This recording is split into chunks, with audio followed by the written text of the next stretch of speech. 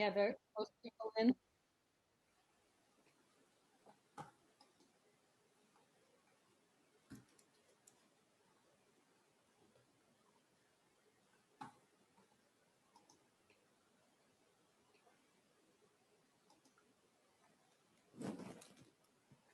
Oh,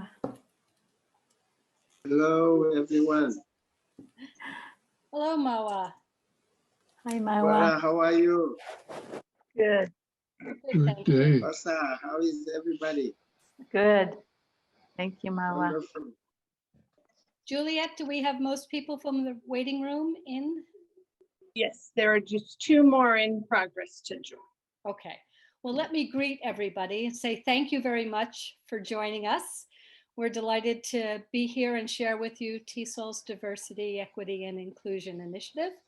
This is the first of two town halls. We'll do a repeat performance tomorrow morning.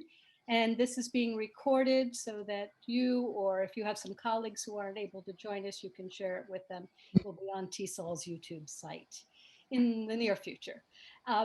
As you know, we've worked on this area for a number of years, and it's very important to us. So we're delighted to share the next steps in this ongoing process with all of you. I'd like to just begin and acknowledge some of the task force members who I believe are here with us today.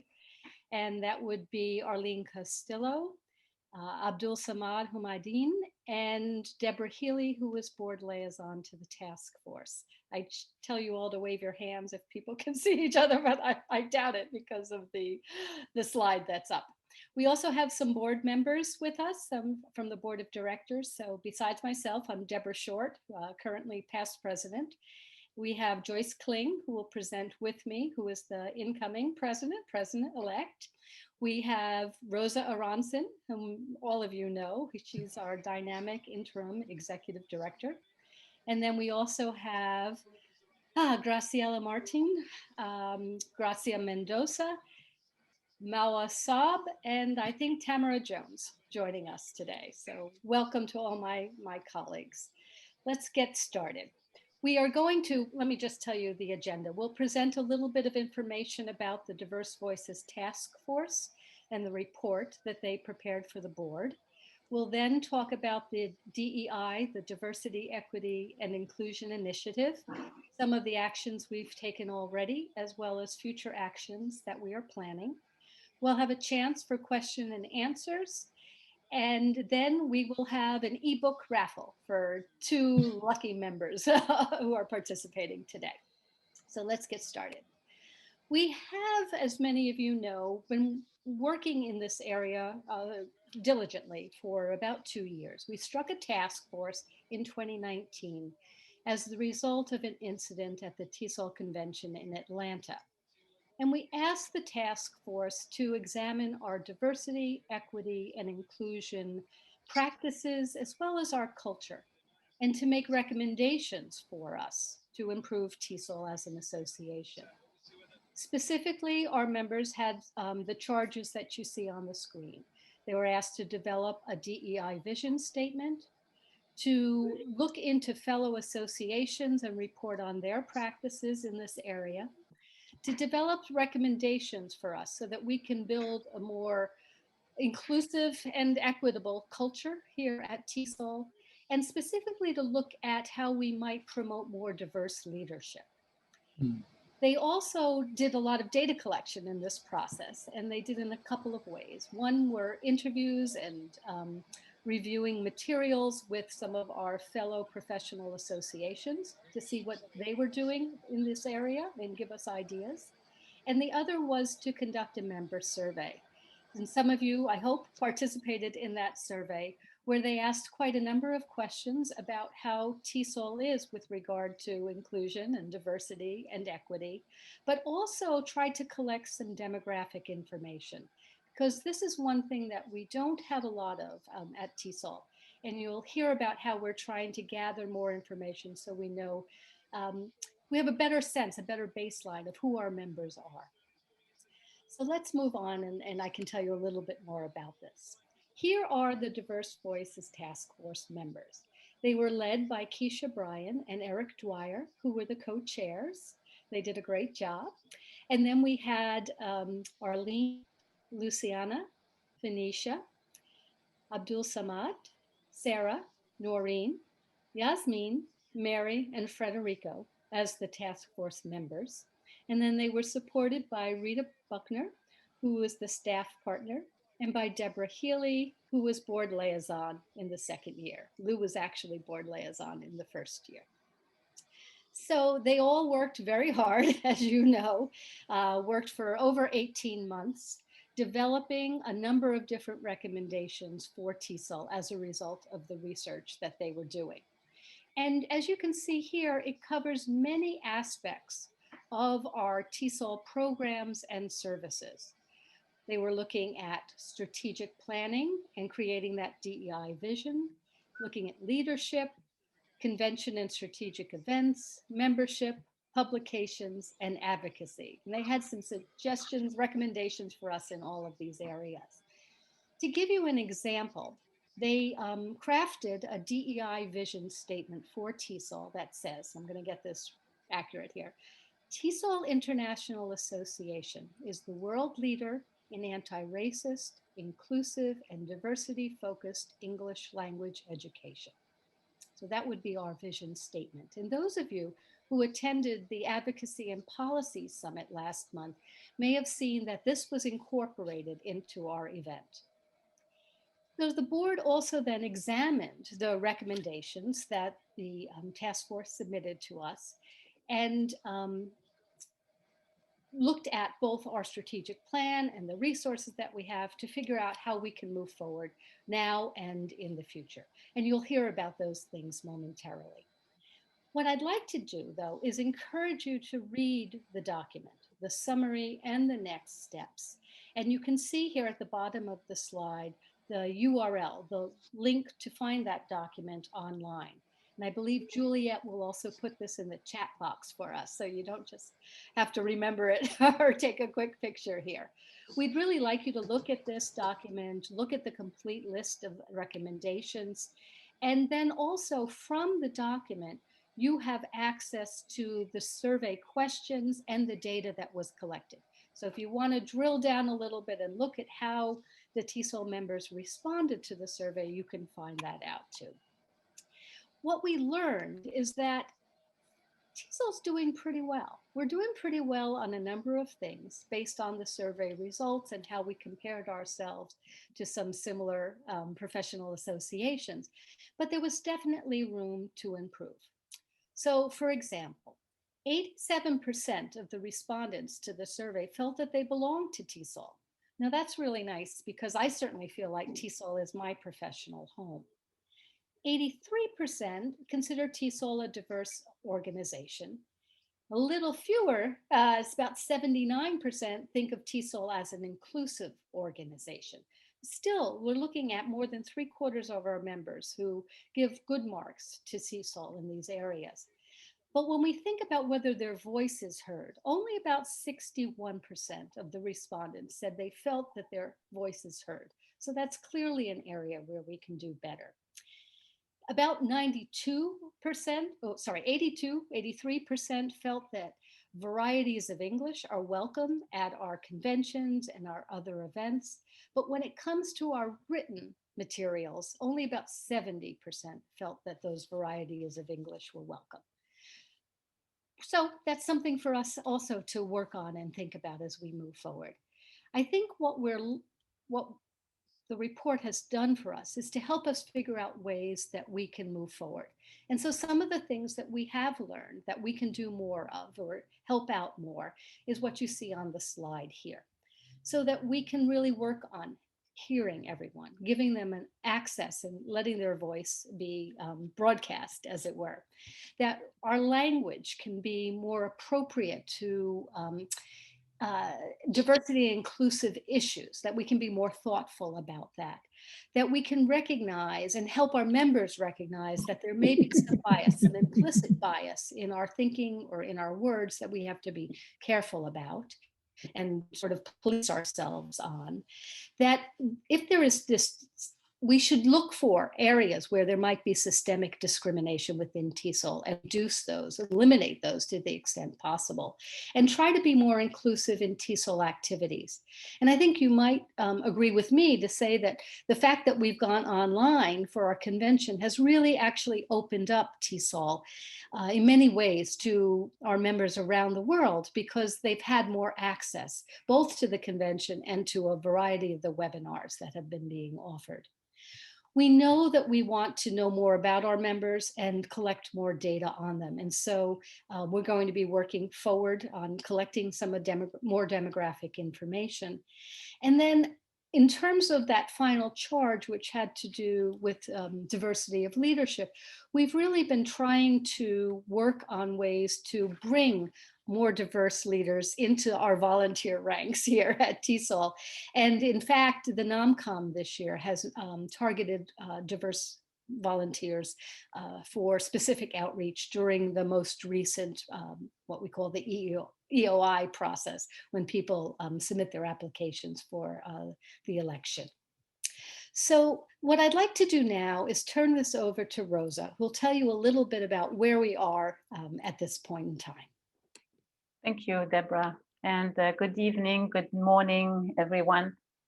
Good to see everyone. And I recognize some of the names that have been longtime members of TESOL. Some are recent members of TESOL. Welcome all. So I wanted to talk to you a little bit about what happened during the time the task force was working on their findings and on the report.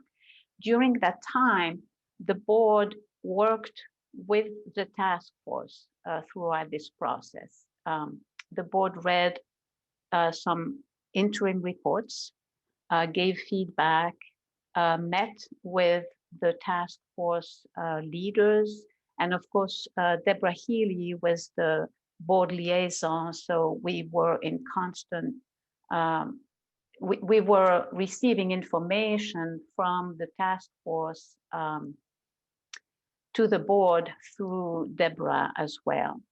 And then the board also took the time to go through the report and to try to understand the results of the report and all 26 recommendations that came out of it.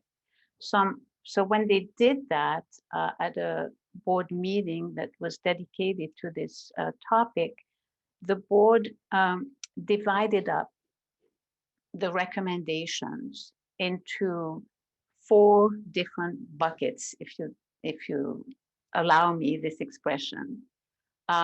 One bucket was to recognize and continue the recommendations and the actions that we were already doing. The second bucket was to identify actions that we should undertake right now because they were urgent and important. The third bucket is the set of actions that we will undertake in the short term meaning between 6 and 12 months. And then the last bucket of actions are actions that are still deemed important, but for various reasons cannot be undertaken right now. So they will be incorporated in the new strategic plan, for example, which is usually a 3-year plan. So those will be considered at that point. And then the next, So I'm going to briefly talk a little bit about what we have done so far, what is already happening or in the process of happening. So in terms of the annual convention, as you may know, since 2019, I believe, we have provided diversity training for reviewers as they review proposals for convention. And that is an important part of the DEI initiative because it teaches reviewers to identify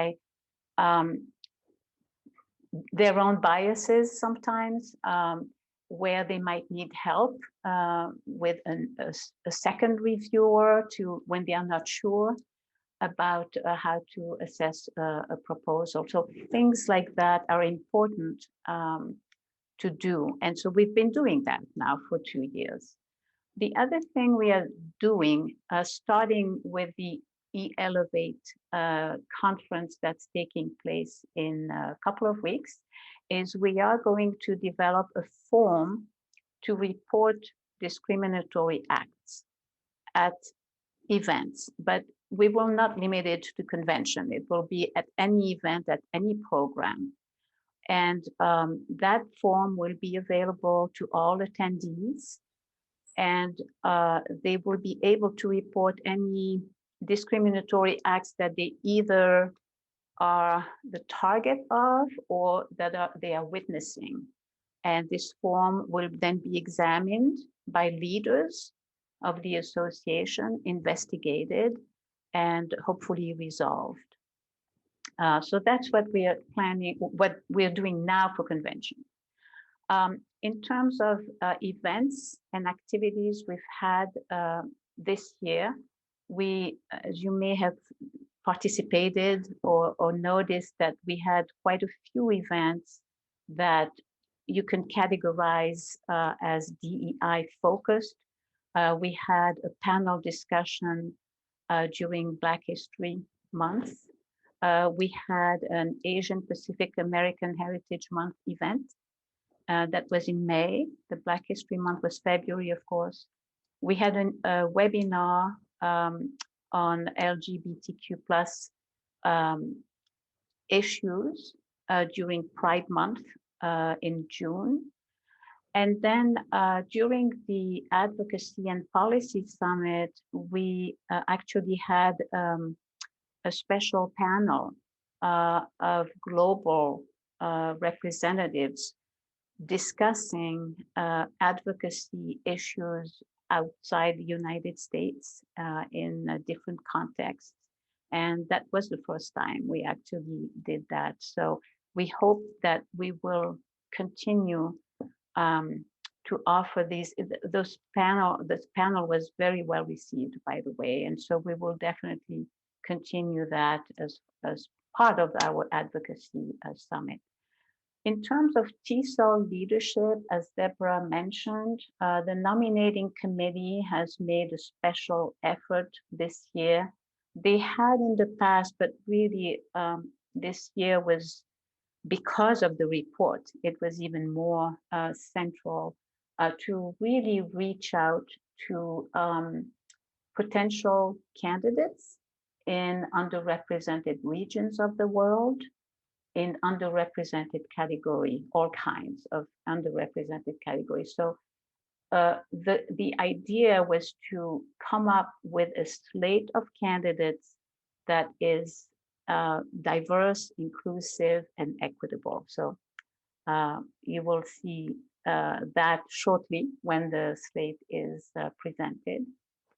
And then in terms of TESOL membership, as you know, one of the things that we didn't do that peer organizations did or do was to collect demographic data on our members. So now we are launching this. We have undertaken this as a way to collect voluntary, of course, data on our members so we can actually know their representation.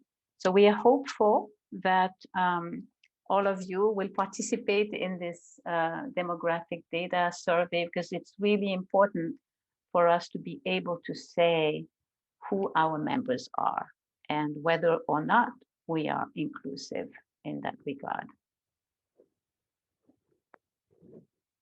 And Deborah, I think you are on the next slide.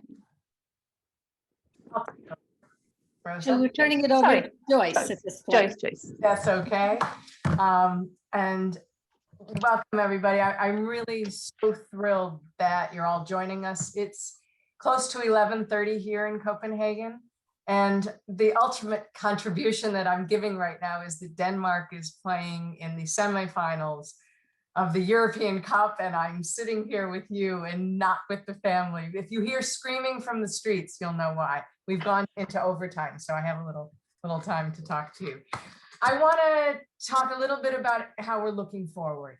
And I'll just let you know what the process has been, that in March 2021, the board accepted the Diverse Voices Task Force report. And they really began then at that point, taking the information from the report and the recommendations of the task force and thinking about ways that we could implement the recommendations. And again, as Deborah mentioned, and as Rosa has pointed out, Rob, are you just teasing me? We couldn't have lost yet. It's not time. Rob's telling me that Denmark lost. We haven't had enough time yet. Maybe Deborah Short is okay. We'll go back. I'm recording. I didn't want to know the results. Oh, Rob. Okay.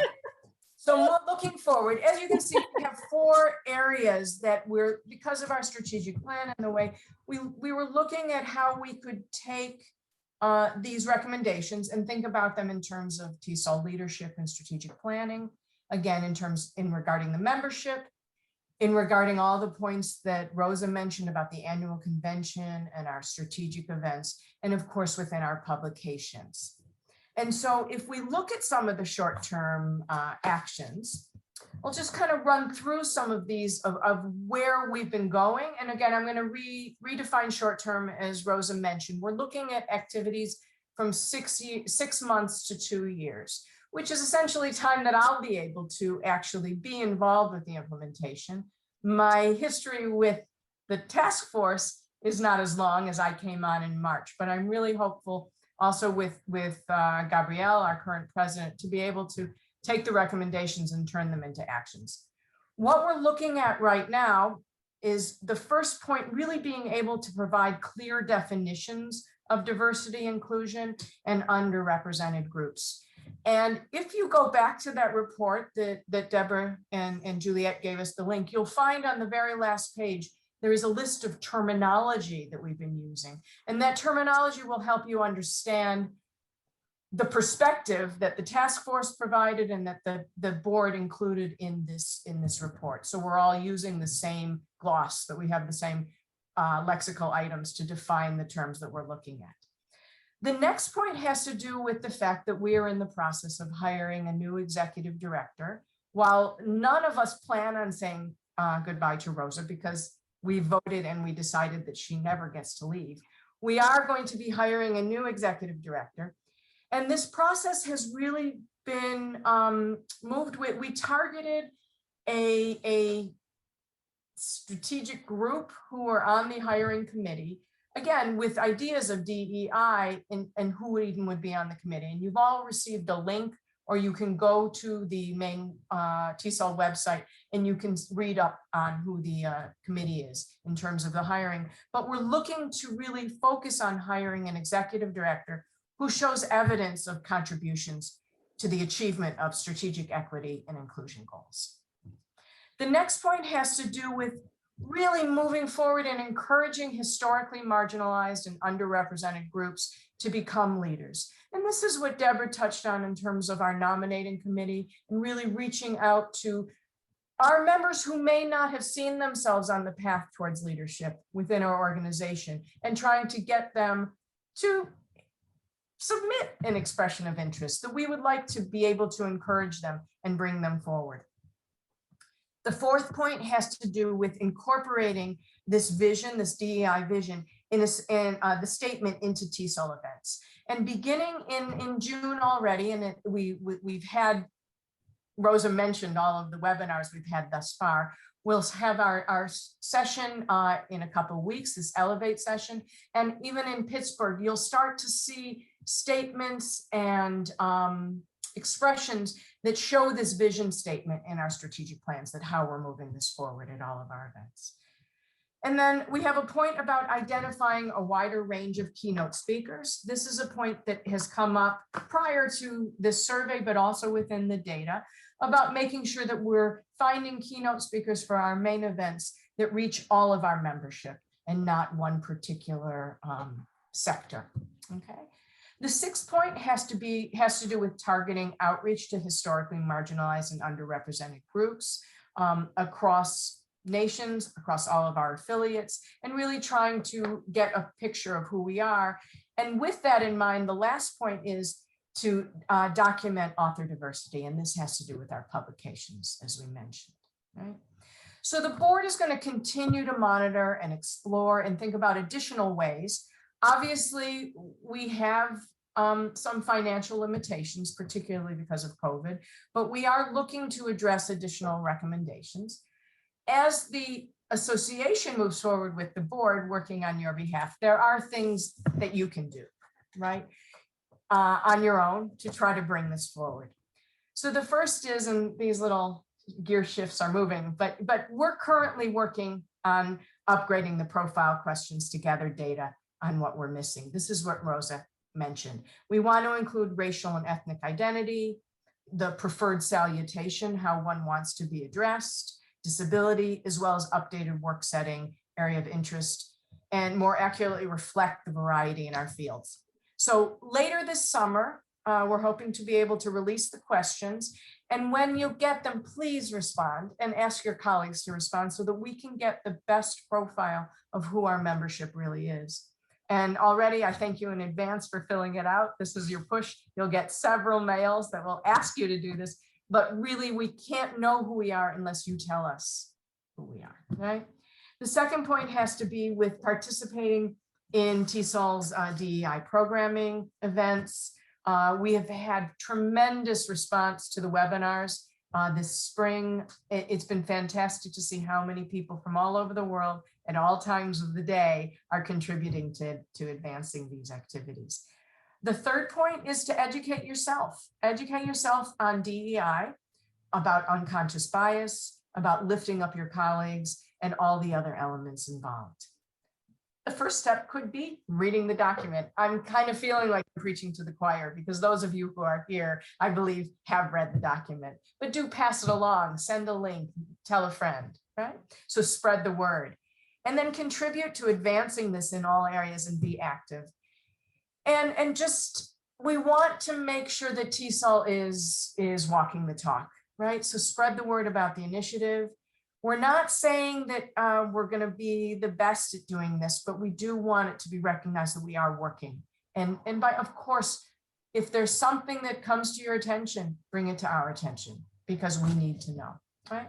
So I'm going to pass the microphone back to Juliet at this time. And we have a good 30 minutes or so for questions and answers and any way we can respond. Thank you. Just let me jump in and introduce Juliet, who is our Director of Membership and Marketing, and who has run all of these webinars for us and does many, many other things behind the scenes. And I think we have another staff member also here, Tiffany Garcia. So Tiffany, I just want to say hi and thank you too for being here with us. All right, Juliet, do you want to see what you can do to help us with the question and answer? If you have questions, you can put them in the chat and we'll try to respond. Also, we'll make it available that people can try to unmute, and hopefully through the magic of the internet, and we'll be able to chat with one another.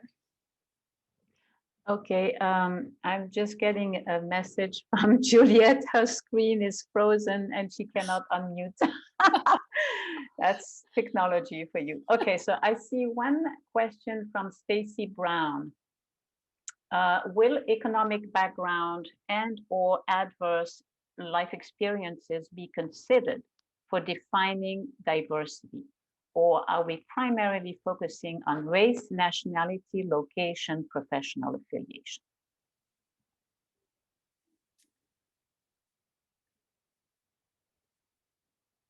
I don't know if Juliet. Everybody's.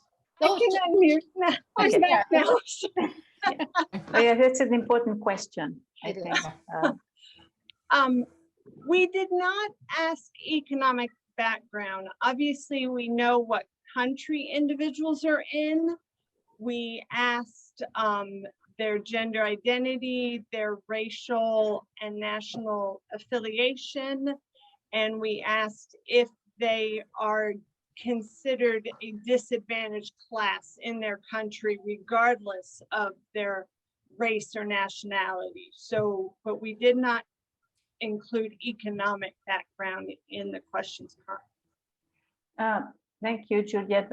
I just wanted to add that I think that Stacy's question is not just about the survey, the demographic survey, but about the DEI initiative in general. And if that's the case, I think absolutely, actually, economic background was one of the salient findings in the survey that the task force conducted. And came out as a very important measure of DEI. So definitely that is part of our thinking. I don't know if Deborah and Joyce want to add something. No, absolutely. Certainly the notion of accessibility to TESOL programs came through with the economics side of a demographic equation. I think one other thing too that we've been looking at is ability or disability, and how we can also make accommodations as needed that way. Mhm. Did add that as well, you're correct. So I do not see any other questions in the chat. If other people want to ask theirs, maybe you can use the reaction to raise your hand. Juliet, I actually see a question. Yeah, me too. Rose, Okay, maybe I'm behind on questions.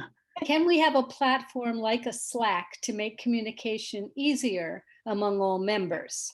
And I thought, Juliet, you're the perfect person to talk about our other initiative that we may not have announced very loudly yet. Yes, I did see that question early on. You're correct.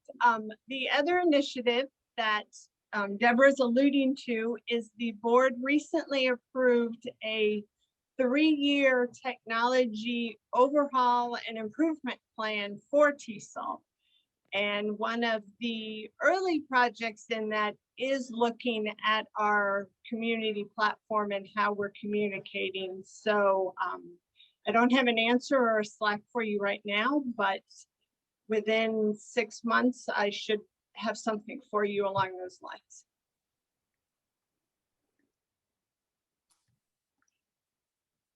I know there was a question early on about the discrimination reporting form being online, and Deborah, you did say that that would be, if you want to just share that with everybody if they didn't see. Sure, yes.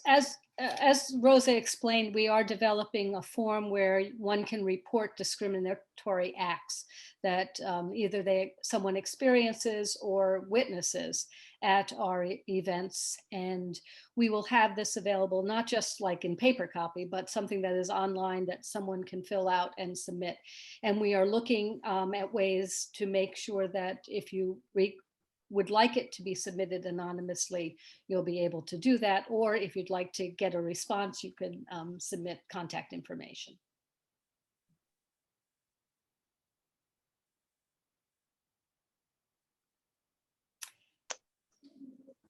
At this point, if anyone wants to unmute, perhaps, and ask a question directly, Juliet, do you think that will work? Hopefully. Do that.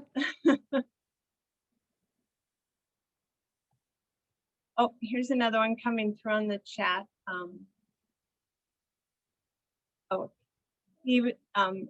Roberta is asking if added resources to support needed accommodations or serve as a resource for this topic. So beyond collecting it, then what are we going to do with that? I think is the gist of the question.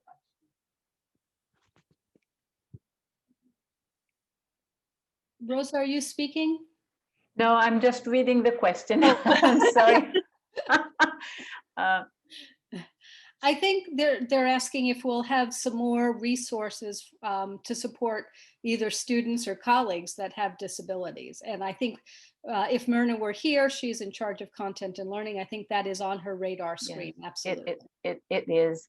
So the purpose of the collecting demographic data is, of course, to know who you are, but also to provide the right products to you, and depending on your situation. And so absolutely the results of the demographic survey will help us craft the appropriate products and programs for special populations within the membership of the association. So that's why it's important that we have as many responses as possible, because we want those findings to be valid.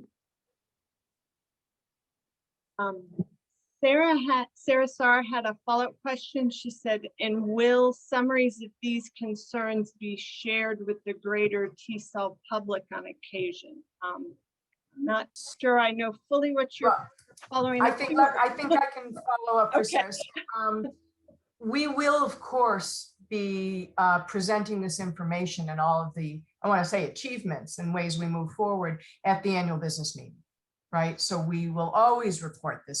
But again, at future town halls, when we're reporting on activities going on, if there are actions of significance, then we are true, we will be as transparent as possible. But much of it can be seen in the actions, in the activities, in the number of webinars. It has really been impressive how we've been able to include so many more T-cell members because of the availability of online webinars than ever before. And looking at the numbers of the convention, right, our first virtual convention, and we're very eager to see how this plays out with the hybrid.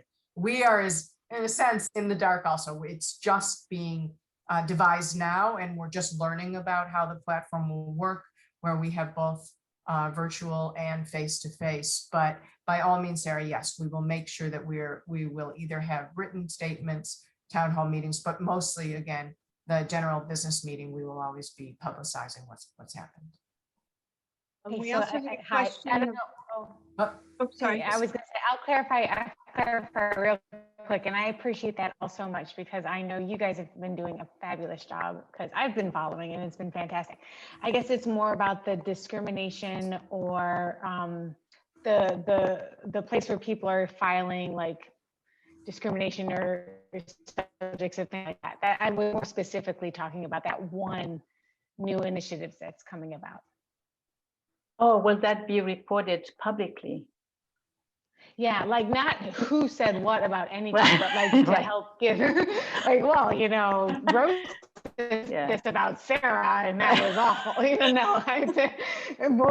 More about like the general pulse. Like, will we like see categories of what types of discrimination are happening in what places of the world, and is it going down? Does it ebb and flow? Like stuff like that. If I may, Sarah, that's a great research question. So the researcher may thinks, oh my gosh, we got this baseline data we can collect and then look at it over time. I think it makes perfect sense that as we start to collect this, we look at it in a more strategic way. I don't think we had those plans just yet because we haven't even put it into play. But once we have it up and running, it makes perfect sense to do an analysis once a year at least and see what we can find, and both in terms of what we might report, but then what we might do as a result. And we would certainly want to share why we would take some new actions. Many questions are coming in now. So there was a question about being able to view this presentation at a later date. And who wants to take that one? Well, it's being recorded, right, Juliet? So It is being recorded, yes. it'll be available on the TESOL YouTube channel. Yeah. Mhm. So be accessible that way. Then we had a question about employers hiring only smiling white faces from warm, sunny places. So does someone want to take that one? Well, we have a policy both on our career center and at convention at the expo hall, that when exhibitors sign on to exhibit in our exhibit hall, they agree to our policy. Obviously, we can't control every single second of any interaction that takes place between an employer and employee, but every single time we have been alerted to the fact that employers are not following that policy, we have intervened. And just in general too, Rosa, I think TESOL has a policy statement with regard to what we commonly call the NNEST issues. And one of the areas that we are hoping to continue to make our voice heard globally is the notion that you don't have to, as Rob said, be a smiling white face with native English, but that, if you are a qualified English language teacher, it doesn't matter what your native language is, that you should be in that hiring pool. Deborah, we had a question about if the action plan took into consideration constraints imposed by the pandemic. Yes. Um, I think so. And certainly as we are moving forward with our strategic planning, we have to keep in mind, that we have lived through this pandemic. It has adjusted the way that we teach, the way that we interact, the way we come together, and where we need to think about, TESOL of the future is not just something that is 50 years from now, it's tomorrow in some ways.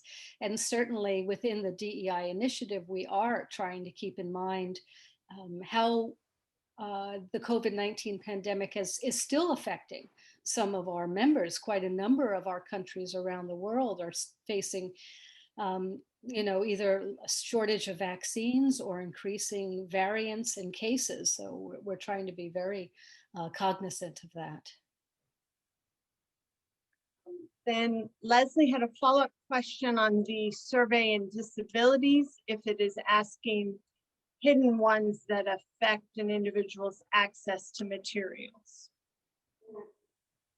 If you want me to take that one, I can. I can tell you the three main topics of disability that we ask are mental, physical, and cognitive currently. And I think maybe, Juliet, it's worth saying that this is a pilot for us, this demographic set of questions that we're hoping people will respond to, but it's not set in stone. So as we get these good ideas about what we might add to it, or find that some of our questions are, need more clarification, we can adjust that. Leslie Barrett is asked, will the survey be asking about disability? Oh, sorry, No, that's the one I already same. read, sorry. Oh, the next question was, where now do the board and staff recommend that discussions about this topic take place on the TESOL website, elsewhere, for other issues related to diversity inclusion? I don't think we've thought about that yet. Certainly, I didn't set up anywhere for people to. Yeah, I mean, we still have the My TESOL group that we use for the book club. We all know limitations with My TESOL, but that is a possibility that we could rebrand that, or we could create another group. I know that we have quite a number of PLNs that are very involved in these areas and could perhaps lead some additional discussions. Joyce, do you have some ideas? I was thinking the same, that the PLNs really have taken already a huge step forward. Both there is the diversity PLN and the career professional development, where people are really working on finding ways to make it just more inclusive. But across all of the entities within TESOL, the goal is that this is part of our conversation, of our daily conversation.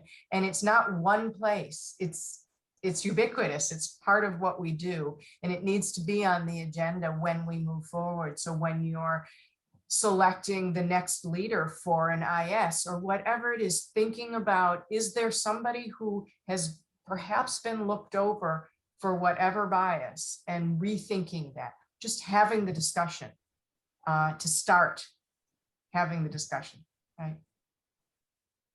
So we had a question of whether the task force or the leadership group discussed the idea of what DEI will look like 5 years from now.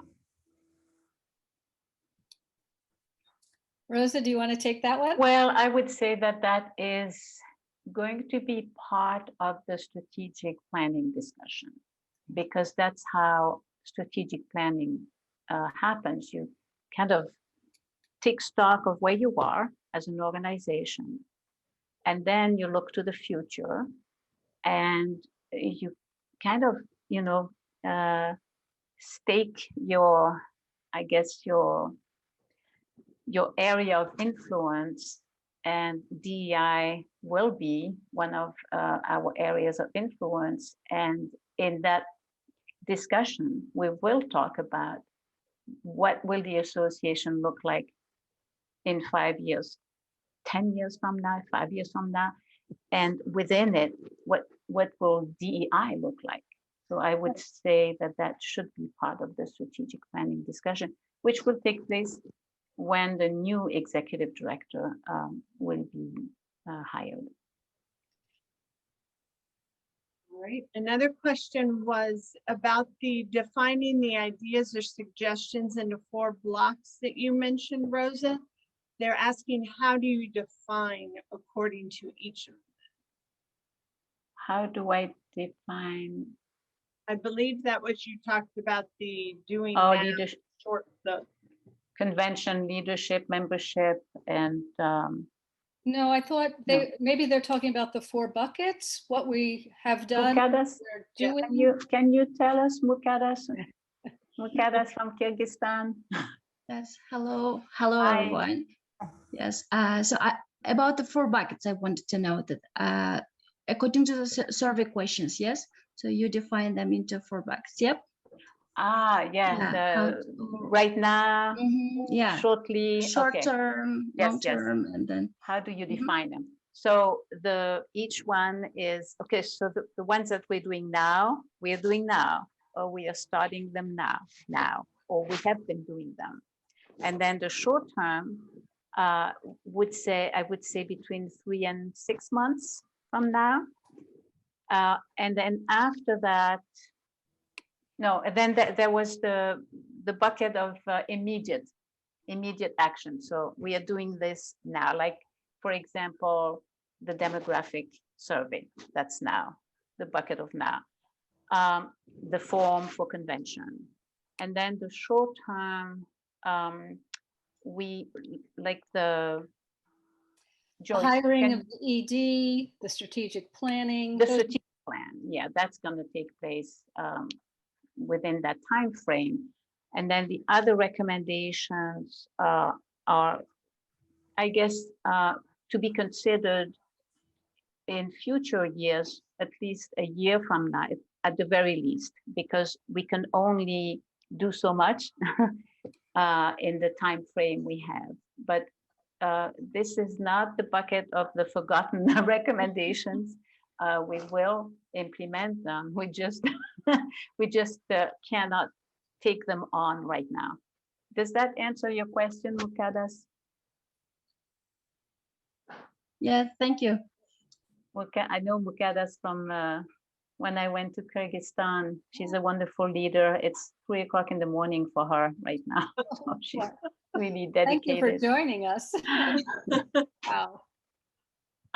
We have a question about whether there has been any discussion about changing our name, that not only is TESOL not recognized by people outside the field, but it can be interpreted as othering. Can you repeat the question? Sorry. Yes, so it will, has there been any discussion about changing our name? Not only is TESOL not recognized by people outside the field, but it can be interpreted as othering. I'd like to have a conversation with the person who thinks that way. Why? I mean, I just don't see it that way. I don't see TESOL being either unrecognized, because a lot of people have borrowed actually the name of TESOL. And I wish our forefathers had trademarked the name. But anyway, that's another story. But othering, why? Oh, is it the term speakers of other languages? Is that it? Maybe that's it, Rosa. Maybe that's it. Yeah, Well, so it's we have, definitely go ahead. something Deb. to think about. Yeah, I was and just we- going to say that, it's a new idea to me, but it's something that we should talk about. Yeah, in fact, we have had discussions about moving away from English language learners and instead using a term like multilingual speakers or bilingual speakers, because it is true that when you talk about English language learners, you kind of imply a deficit model. Those people do not know English yet. And so we have had those kinds of discussions. But you should know that changing the name of the organization is a huge undertaking. Not impossible, but that's something that the next executive director will have to discuss. I mean, it's a huge undertaking, but if we want to be true to our values, that's something to consider. So we had another question on how will the board become more diverse ethnically, maintain it, and address anti-Blackness? Okay, I think the board, well, if you look at the current composition of the board, we have quite a bit of ethnic diversity. There are, ethno-racial diversity. I don't know what the best term is right now. And, that has been through the efforts, I think, of nominating committee in the past, as well as, volunteer leaders stepping up and being willing to take that chance in some ways to get their names on the ballot and be part of TESOL. We, if you think about it, have several members who are of Hispanic origin, several members who are African American or African descent, a couple like me that, come from Ireland originally. I don't know if we're a minority in the world anymore. Certainly red hair is, and we certainly have areas where the current board doesn't have Asian representation, for example, but has had in the past. I think that's something that we certainly look at and we want to continue. As we said earlier, that was part of the charge of the task force to provide some mechanisms for increasing diverse leadership. And as Rosa said, we're looking at the ISs, we're looking at the PLNs, we're encouraging people to step up.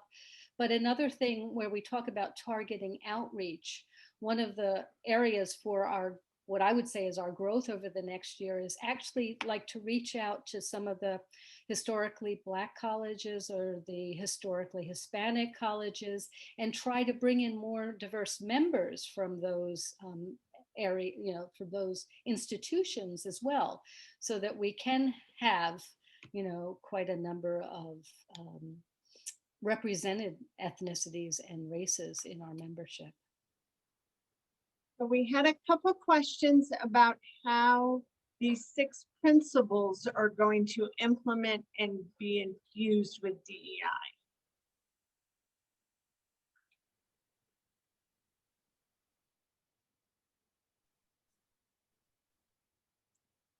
I think Deborah froze. I think Deborah froze, and it's really her area of expertise. We had another question if you wanted to jump on and see if Deborah comes back. We had another question about that the issues covered in the task force report are very familiar in a US context, but how are we going to make sure we have appropriate perspectives from our diverse global membership? I mean, I can start, Joyce, if you start. I'll pick up. Yeah. Okay. So the survey that was done by the task force was actually a global survey. So the issues that have come up, even though I understand that the impetus for the task force was US based. But the task force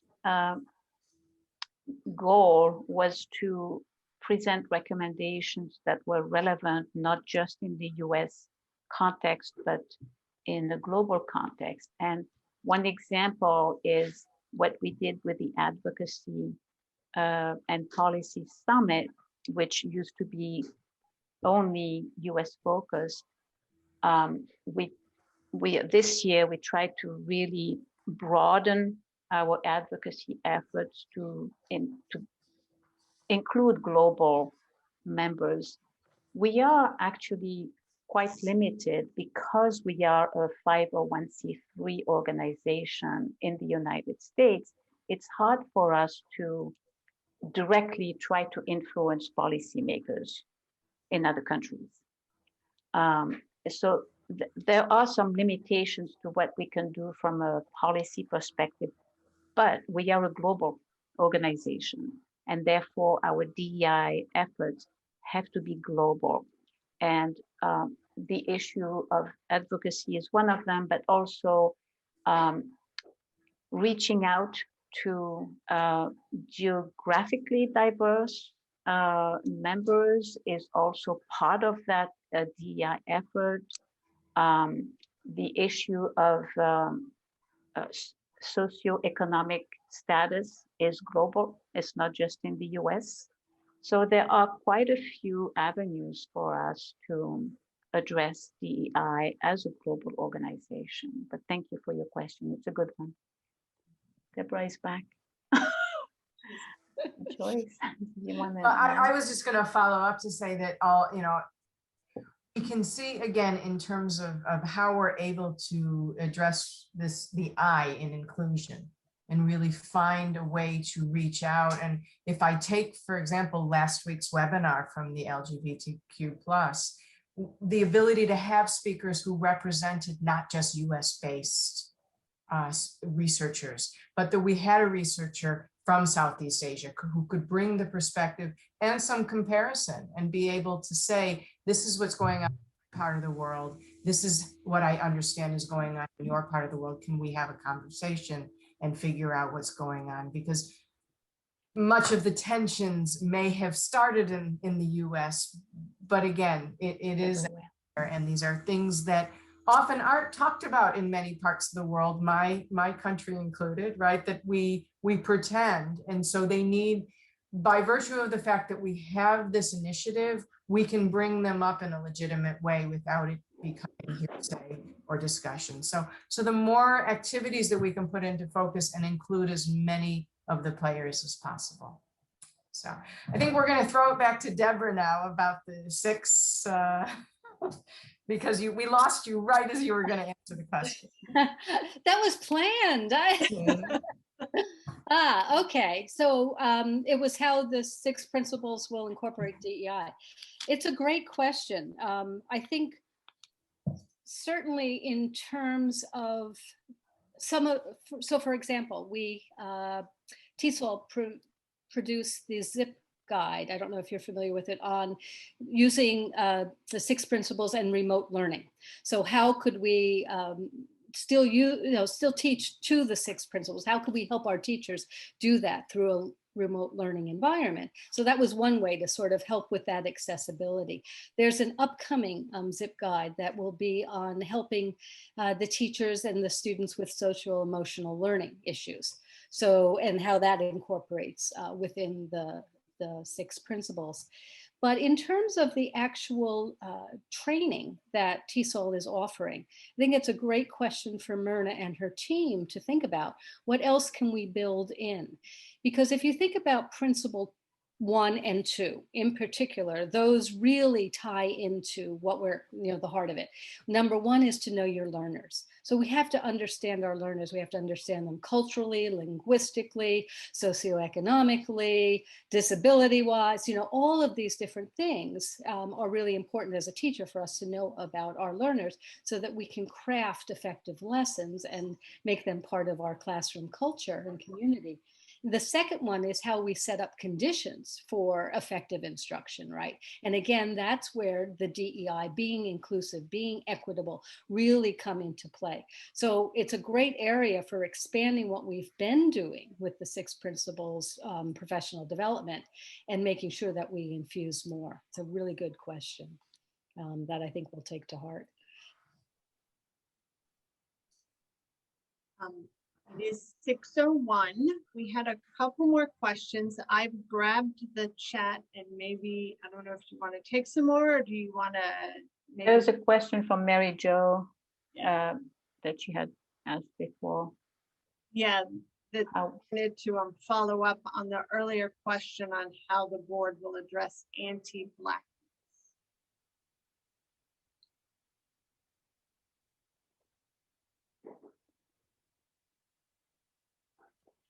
I think this, Mary Jo, and I think maybe Lavette asked the earlier question. That would be a great thing for you to reach out to us offline, maybe, and tell us what you believe is anti-Blackness right now, and how, some ideas that you might have that could help us do a better job addressing it. Rosa, we had several questions about convention and what the hybrid will mean. We had one just now. Is there any intention to have face-to-face? Do you maybe kind of want to say some more about that and wrap up all those questions into one? Or yeah, so we will have a hybrid convention in 2022, meaning we will have a face-to-face convention and part of the event will be virtual, because we do not want to lose the people who were able to attend this year and last year who would not be able to come to Pittsburgh. So we are in the planning phase right now of defining what this is going to look like, and we will communicate with the members whenever we know what it is going to look like and we know it's a viable option. We will communicate that to our members, but for now we are still working on it, and even the board asked the same questions and we don't have all the answers, so you will have the answers in time.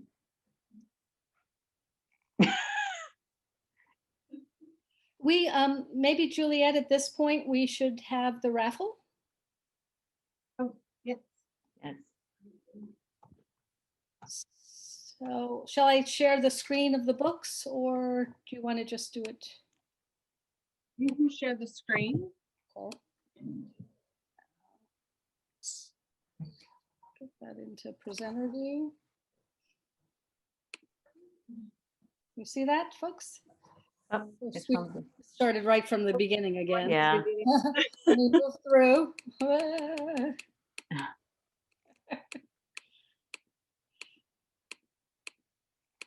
There, okay.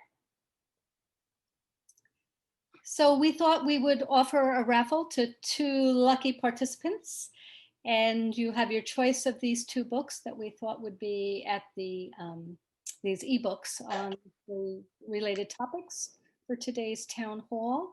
And Juliet was going to spin the wheel, I think, with you have to be present to win. Is that right? Yes, so I selected earlier completely random David Chiesa, Chiesa. I'm sorry, I'm probably Chiesa. Chiesa. And the other name I selected has left, so I have to pick another one now. In my completely random manner. Well, we'll congratulate David in the meantime. Marcella Yes. Penafort Fernandez. There you go. You'll be my other random name.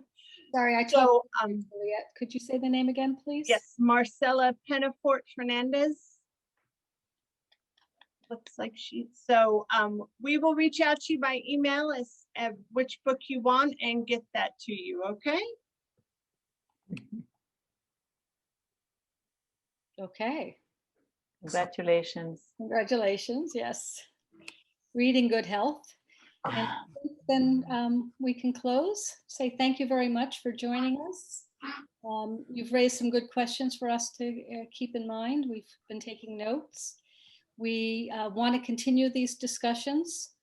And so let's find a good way for this to happen. You can always reach out to me and to Joyce and to Rosa through the TESOL community, through our emails. And let's see how we can continue to grow and do a better job for TESOL. Rosa and Joyce, do you want to say any goodbyes? Goodbye. Thank you all. Hi, thank you for all the Officially great lose. questions. Yeah. Thank you, everyone.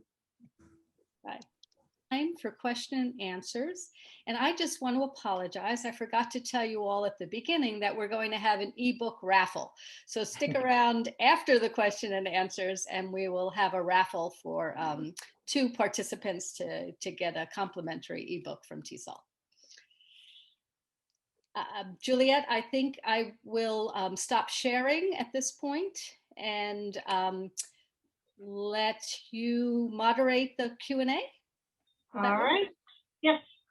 So we had a question earlier on about advocating in such issues as diversity, inclusion, and underrepresented groups outside of North America is a challenge. They further went on to different countries and cultures have ranging issues about this topic. How do we dedicate ourselves to education and promote harmony and inclusion to build communities and a positive feeling future is a great challenge. And then there was a discussion that in the chat about doing sessions for our affiliate NIS leaders around this and building content on how they can advance this topic.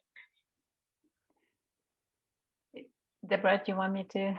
Yeah, Rosa, why don't you respond? start because you Okay. have the Yes. staff issues too to talk about.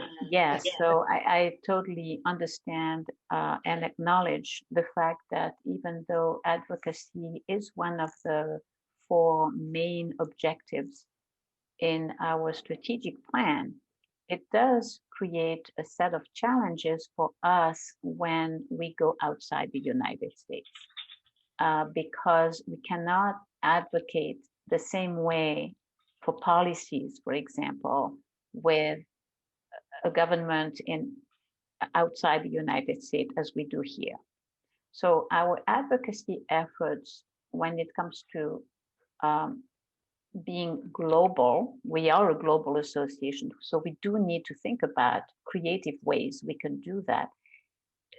Runs through, I think, the idea of empowering the affiliates we have, both in the United States and outside, but also I would say that some affiliates in the United States are very strong from an advocacy and policy perspective. But for those affiliates that would like to have help in empowering their own members in their own contexts, that is something that we could do. The other thing that we have been thinking about with the board is to focus on issues that are relevant regardless of the context in which we live. For example, the issue of so-called non-native English speakers, teachers who are non-native. That's a huge issue that affects all of us as a community, and that we could focus our advocacy efforts on. So those are just a couple of examples, but we will definitely need to keep advocacy in mind in the next strategic plan, because it is one of the reasons why the association exists, to represent and elevate the profession. All right. Our next question is they're asking if you could speak to TESOL accessibility and inclusion of people with disabilities. So I'll take a stab at that, Juliet, and then you might speak to it from the technology side as well. We certainly have tried to increase accessibility when we have our conventions, for example. We have the deaf interpreters, we have some other kinds of, ADA, sorry, that's a, a Washington, D.C. alphabet soup, Americans with Disability Act requirements with regard to, physical structures and so forth. One of the things that we learned through the demographic questions that the task force put into the survey, which was very helpful for us, is to get a sense whether or not we have people who not only have sort of the physical disabilities that affect mobility, but there's also the hard of hearing, there's the visually impaired, and those kinds of situations, I guess, that we can provide more accommodations for. So we are trying to be more mindful of that. We're trying to gather more data, but we also are looking into other ways to increase that accessibility. And Juliet, I don't know if you'd like to say a little bit about some of the tech side of things. Sure. Well, I think there's two things. One is the new survey that will be coming out does ask disability otherwise enabled. So I think one of the first things is we just don't know how many of our members fall in that category and need the assistance. And then, yes, as Deborah alluded to, the board recently approved a 3-year technology overhaul and improvement plan for TESOL. For those of you who have been with TESOL for a while, you know that the website has basically been the same for several years. The frustrations with my TESOL, all of that. So we are undertaking a process to make all of those changes and bring ourselves up to current standards and be prepared for moving forward. But I will caution you, it is a large project and is a 3-year plan to get there. So we are going to ask you for a little bit more patience as we systematically move through this process. Juliet, there was also a comment from Anastasia that this town hall could have been closed captioned, and that's a very good point. Yes. And something we need to think about in future webinars or town halls. Thank you for bringing that up. Yes, thank you, Anastasia.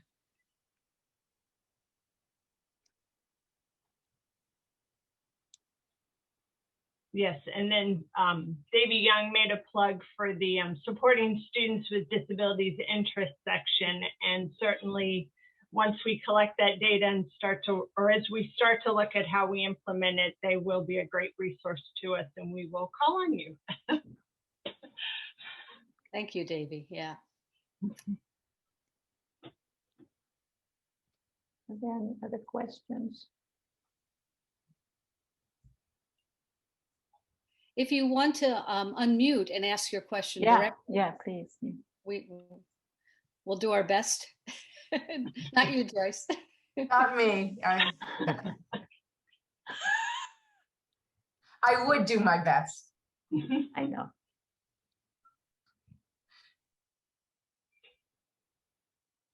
Scrolling the chat. Let's see.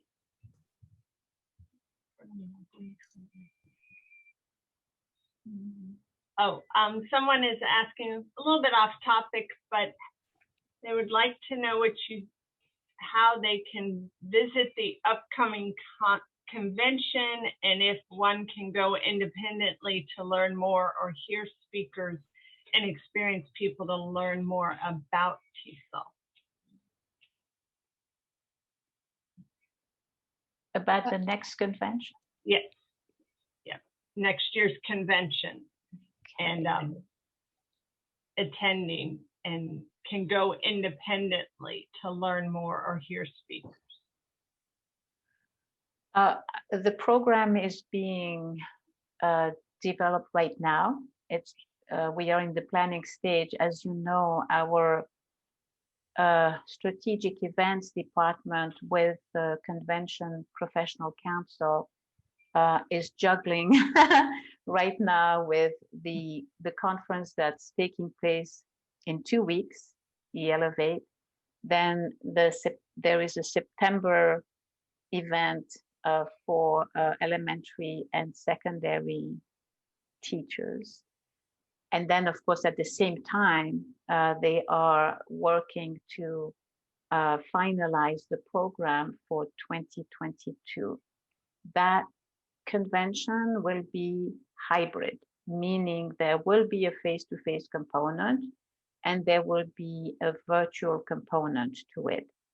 As far as the promotion and marketing, Juliet, you may know more than I do as to when this is going to roll out.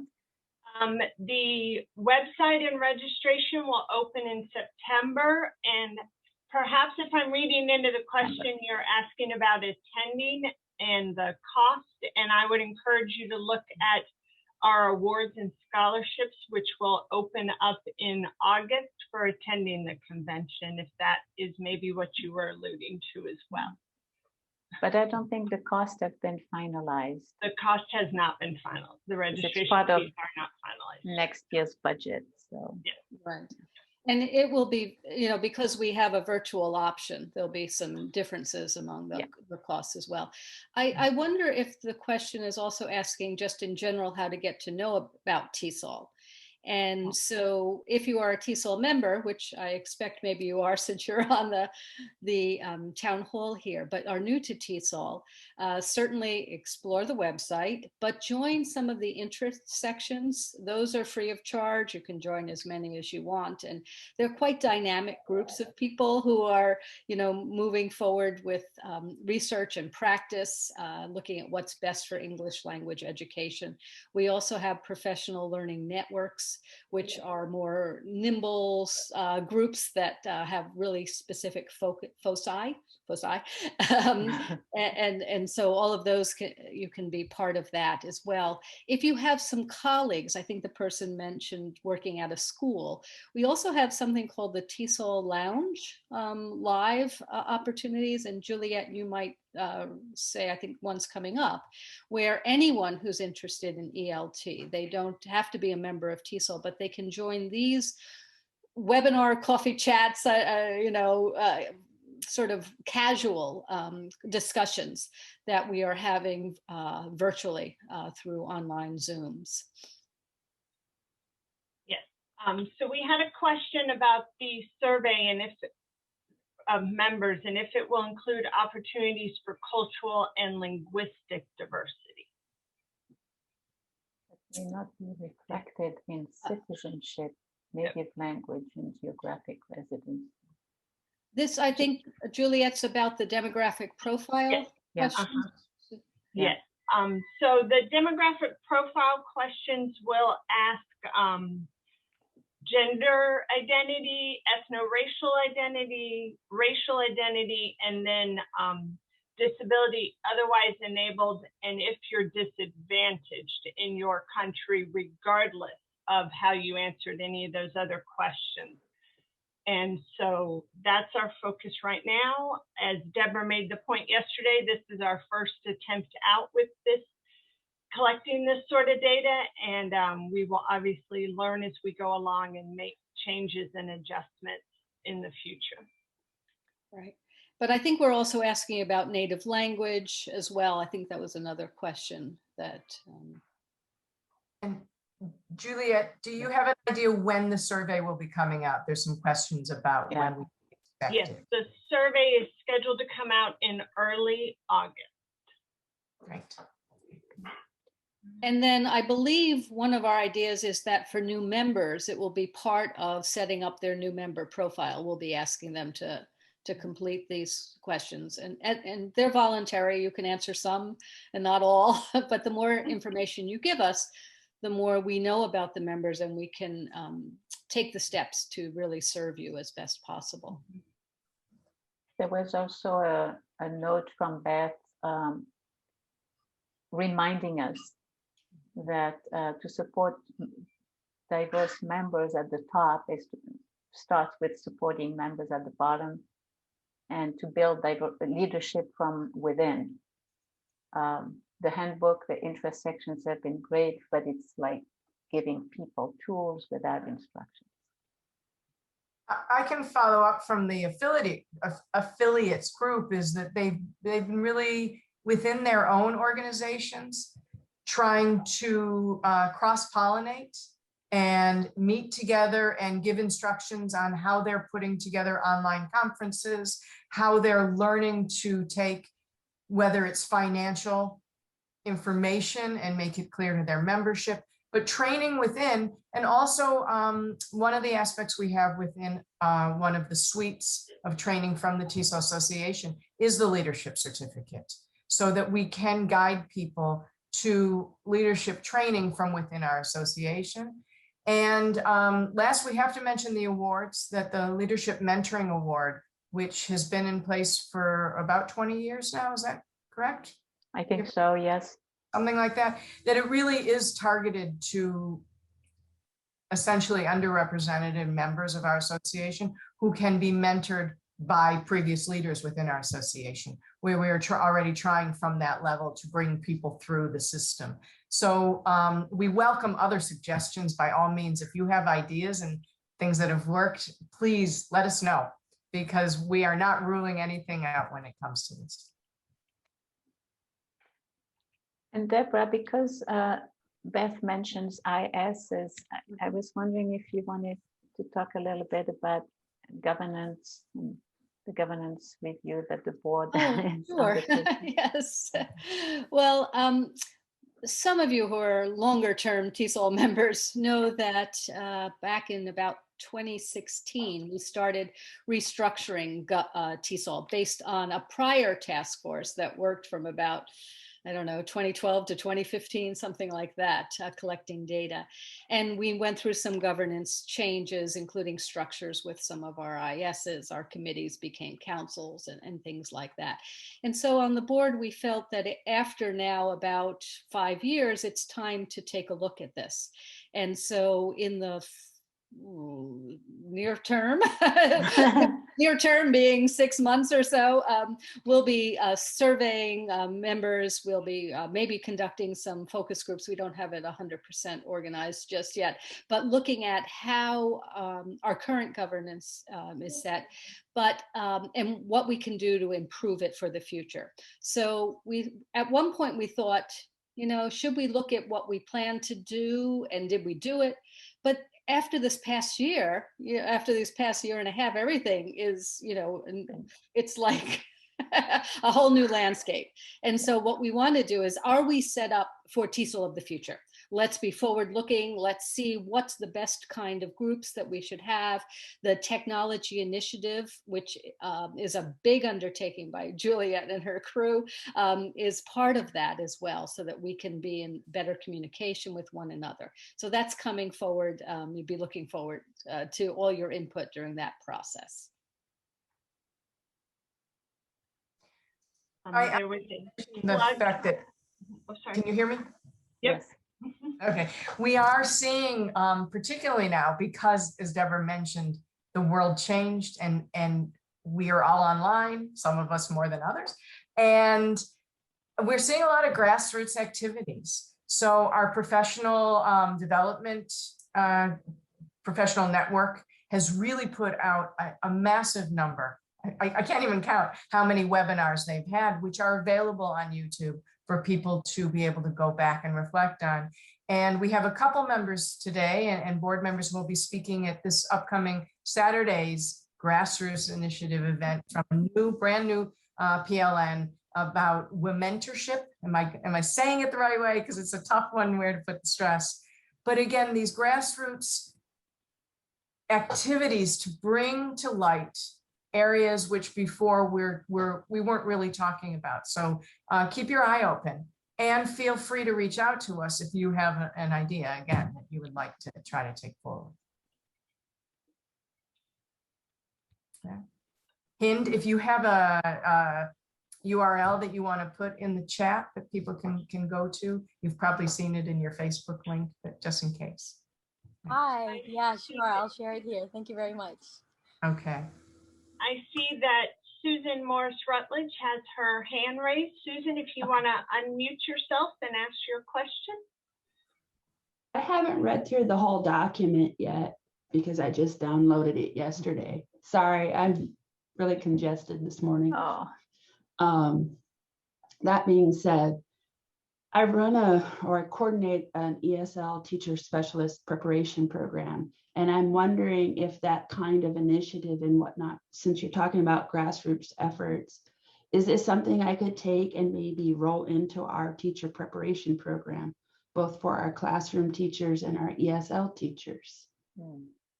Because you're talking about generating from the bottom up.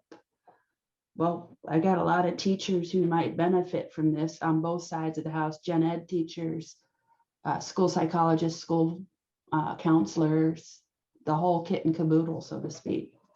So I was just wondering if that would be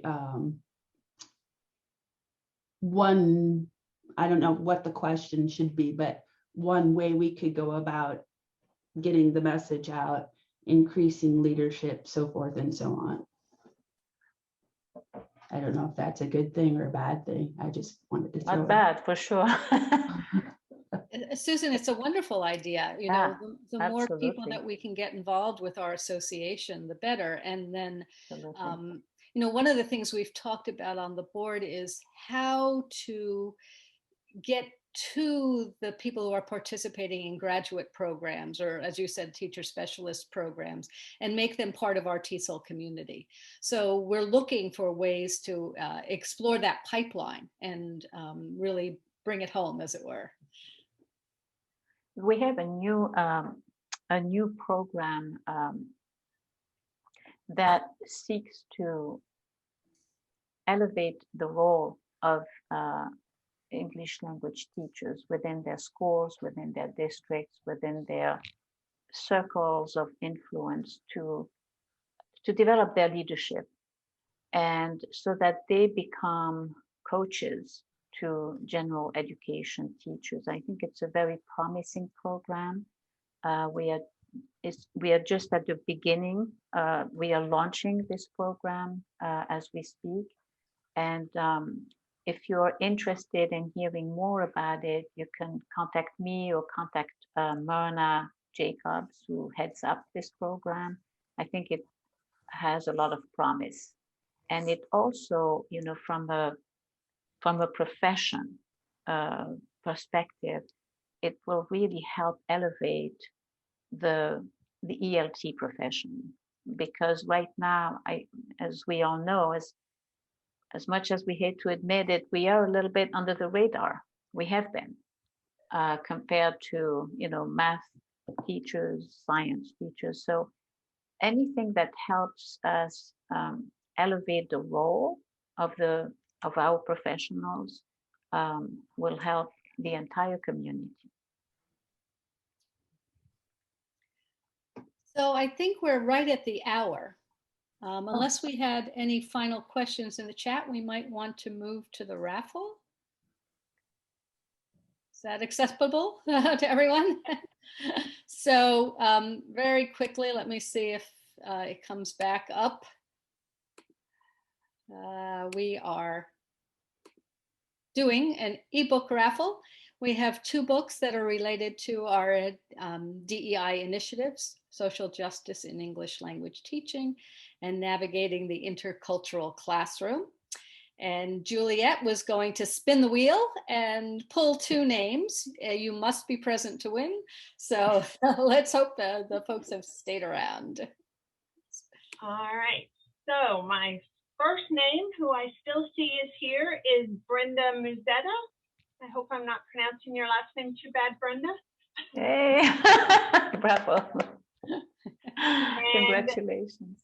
Then my other name is Prem Bahadur Vishwakarma. I again apologize. I'm sure I messed up that name, but Prem, you are my second raffle winner who I still see is present. So we will reach out to both of you by email and arrange for you to get your ebook. Okay, well, congratulations, everyone. And we just want to thank you very much for joining us in this town hall. Really appreciate your support with the task force, with the report, and with our future efforts as well. It's been a really tough year and a half for everybody. You've done so much for TESOL, for the profession, for your colleagues, for your students. You deserve a bit of a summer break for those of you that have a summer right now. And those of you that don't, you at least deserve a few days off. But thank you for all you're continuing to do with TESOL. And we look forward to seeing you at future events and moving the DEI initiative forward. Thank you, everyone. Thank you, everyone. Bye. Bye-bye. Thank you, everybody. Bye. Bye-bye. Thank you very much. Bye-bye. Bye-bye.